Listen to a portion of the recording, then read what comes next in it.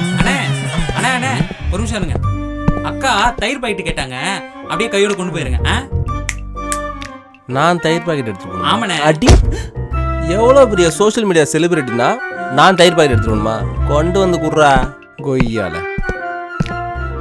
கடையில் 550 ரூபா பாக்கி கேட்டா சோஷியல் மீடியா செலிபிரிட்டி. கடைக்கு வருவல்ல, வா பாத்துக்கிறேன்.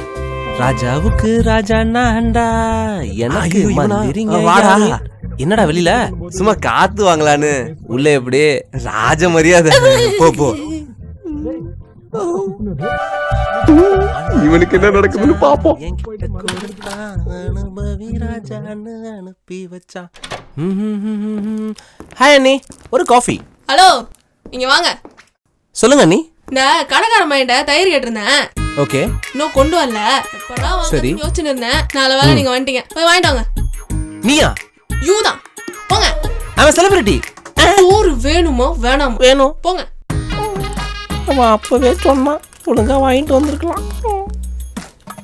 என்ன கண்ணாடி. எடுத்துட்டு போங்க. சீக்கிரம் வாங்க, சமைக்க போயிடுற நீ.